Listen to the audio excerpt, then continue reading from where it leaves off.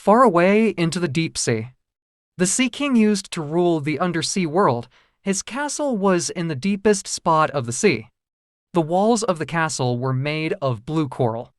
On the roof of the castle were shells that opened and closed when water passed through them.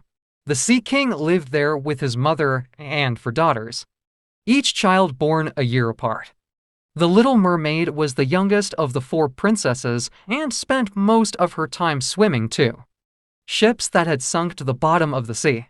The Little Mermaid's voice was the most melodious. One under the sea, and the fishes circled around to hear her. The princesses knew that when they turned 15, they would be allowed to swim up to the surface, but as the Little Mermaid was the youngest, it would be a long time before she could swim to the surface. So, the Little Mermaid made her grandmother tell her all about life on land. Stories about ships and towns and all bits of information about humans that she knew. The Little Mermaid heard all this with wonder and thought that it wasn't fair for her to wait for the longest. At last, the day came when the Little Mermaid turned 15. Now she could swim over the surface and see for herself. When she came up at the surface, she was next to a large ship, where some beautiful music was being played, and the sailors were dancing on the deck.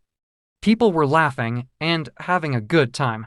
Suddenly, it was very dark, and the wind picked up.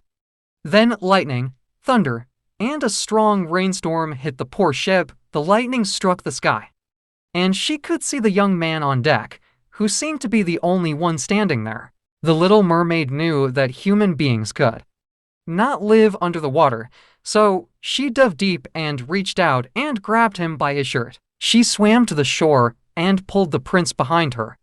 But it was not easy to pull a man up onto dry sand. Is he dead? She thought and started singing a sad song.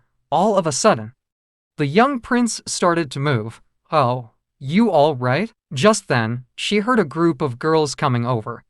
She dove back into the sea and hid behind a big rock. The girls found the prince and called for help, and soon he was let off. Days and weeks went by. The princesses went to their grandmother for help.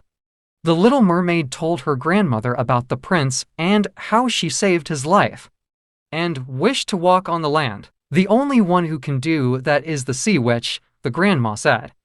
Then the Little Mermaid went to the witch. "If you want to have legs, all you need to do is to drink this potion," the sea witch said. "But I don't just give my potion, you understand," the witch demands her voice. The Little Mermaid quickly took the potion and drank it. She felt a little dizzy when she woke up. She was on the same dry land where she had rescued the prince. Somehow the mermaid made her way to palace. Once she reached in palace, she saw there was celebration for wedding of prince. Little Mermaid was so heartbroken. So she started dancing to get the attention of the prince. When the prince saw her dance, he came up to her and said, "Who are you?" But the Little Mermaid can't speak. The prince led her to the ship. Suddenly the Little Mermaid saw her sisters. She was shocked by seeing them and asked sisters, "What are you doing here?" "We have come to save you," the sister said. They told her that they went to the witch, so in exchange of their hair, she gave them a knife. "If you stable the prince before sunset, you will be saved." By saying this, they went into deep sea. The Little Mermaid knew what she had to do.